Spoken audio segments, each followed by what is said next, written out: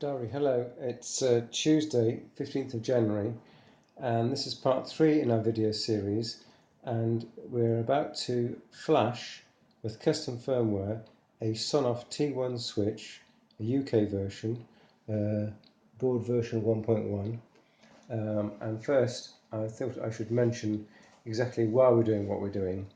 The main reason is that although this switch comes with an app and an Alexa skill, which would enable you, for example, to use the Amazon product range to switch on and off the light or a set of lights in your house, that's really still a bit of an island in terms of smart home. And what we've decided to do is instead to go with Samsung SmartThings.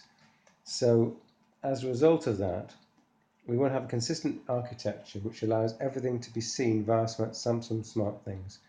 And the way that we're doing that is in a hierarchy of products. We have a lower level product called Tamota, which we'll make reference to later on in the video. And at the top level, we've got Samsung SmartThings. And the interaction can either be via an app on your phone, the Samsung SmartThings app, or since SmartThings has an Alexa skill, you can use Alexa to control the lights or the whatever else you've got configured in SmartThings.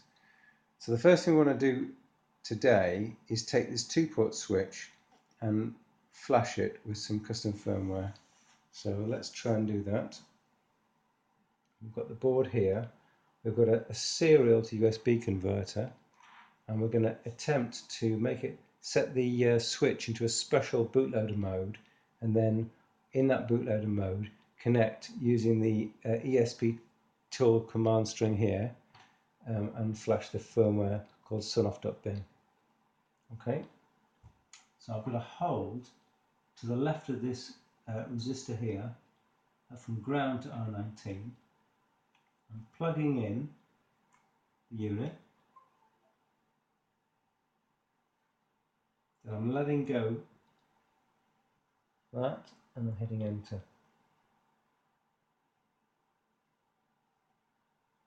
And that's not working. And this does happen rather a lot. I was hoping it wouldn't happen more than once on camera. So I've had the once. It tries about 4 times and then it's going to fail. So I'll unplug it again and try and check our connections here. Plug that into the ground. Okay, I've got that sellotape onto there. So I'll try it again. Here's R19. Holding that, make contact with R19, grounding R19, and plugging in the laptop. Letting go of R19, grounding. Hopefully it's booted into bootloader mode. Recalling that ESP tool.exe command.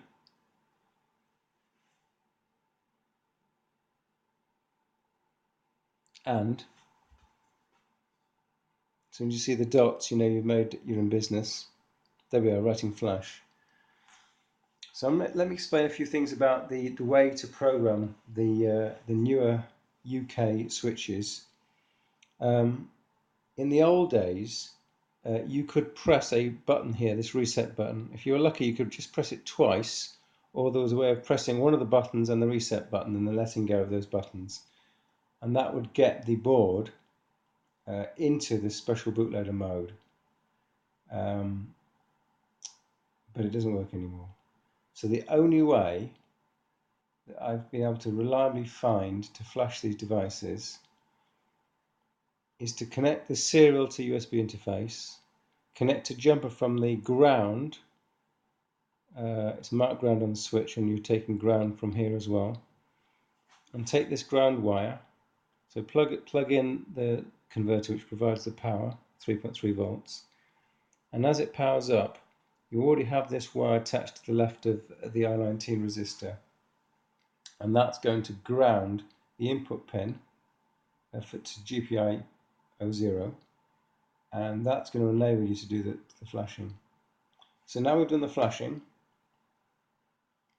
the process is pretty much the same as for the 1-port switch, but we're going to go through it again and this time it might be a little bit more coherent. I've had time to practice on the previous video. So what's the next step? So we've put the custom firmware Sonota.bin onto this light switch. The next step is going to be to unplug, power off this light switch, and take the jumpers off. Go. Go. We're going to get this electronics card, which has got a, can you see that? It's got like a header there. We're going to plug it into the unpowered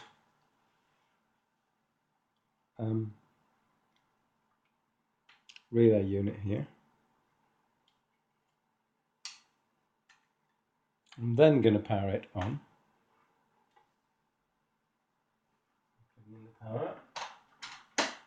So that's going to cause the switch to boot, and the first time that this custom firmware boots, it's going to create a wireless SSID on the BGN band. And we're going to have a little look here, 2.4 gigahertz network. You should see a network with Sonoff written on it. Ah, wonderful, we do. So we're going to connect to that network.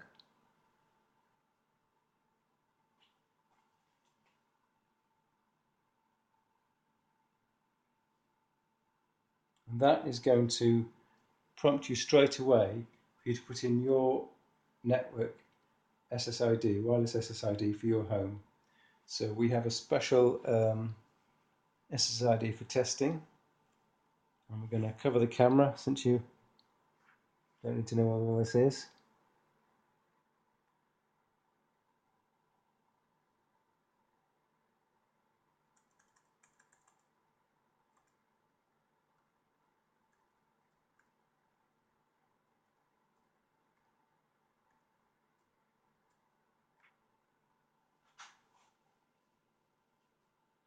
And I'm going to set the Unix hostname here to the same device name that I'm going to be using in the rest of the chain of the componentry. So I'm going to call this is one of the last switches we're making, and it's for the fan in the shower room. So I'm going to call it Fan Z. Let's call it Fancy. F-A-N-C-Y. Save that. And it's going to restart. Now once you put that SSID in for the first time on the custom firmware, the unit restarts, and when it restarts it's going to ask for an IP address, and I can see that IP address on a separate screen, and that's coming up as 118. Okay, so this now needs to be configured properly, or the final part of the configuration. So I'll go back to the IoT network configuration LAN, so Nano 1 network, and go to the address of 1.11.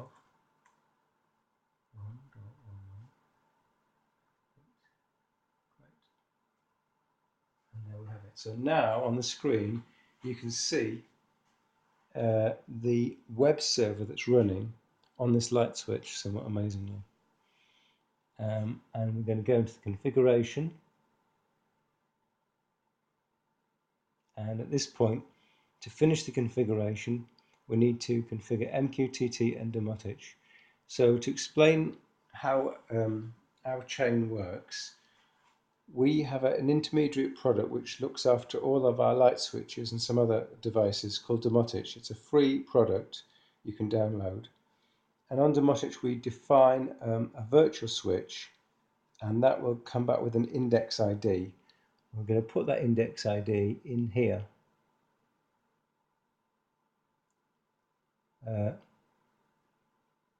And then we're going to configure MQTT. Sorry, one thing we need to do first is we need to tell it what module we're dealing with, because at the moment it thinks it's a basic Sonoff module, but this is in fact a 2-port switch. So we have to tell it that this is in fact a Sonoff 2-port switch. So let's save that first. It's going to restart again. So many of these original initial configuration items will cause this switch to reboot. So it's actually reboot. So now we can see the proper menu. We've got toggle 1, toggle 2. Let's have a look. See, can you see that? Toggling on the switch.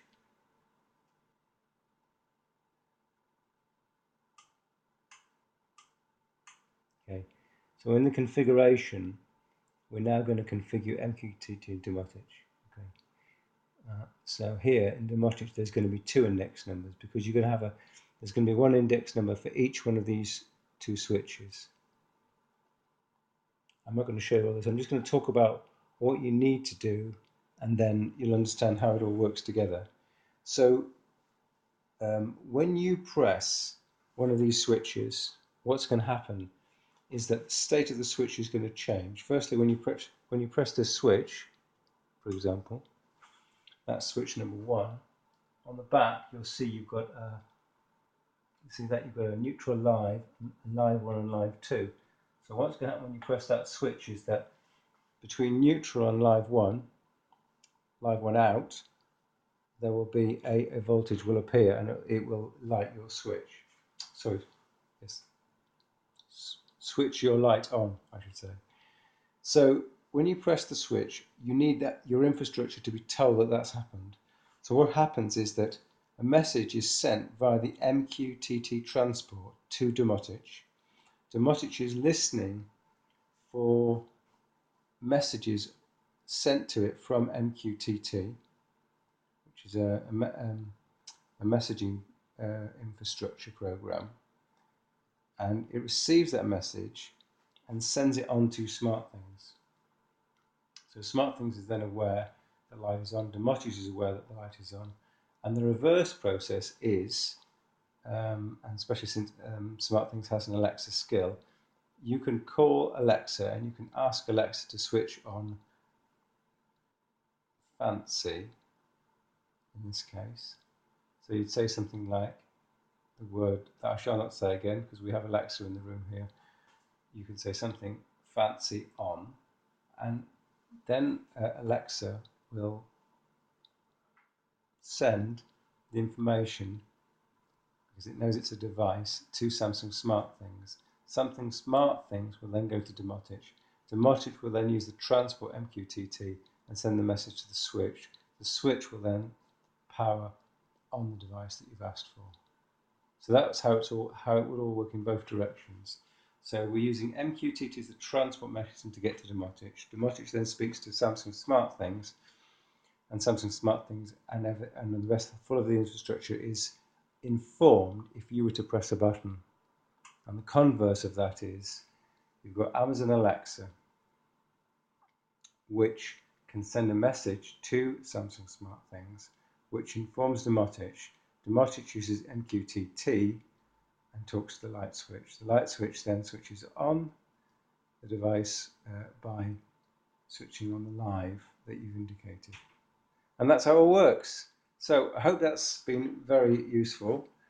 This, don't forget, is the 2-way switch. It's the UK variant, and the UK variant has got both wireless and RF radios. That's the 433 megahertz radio.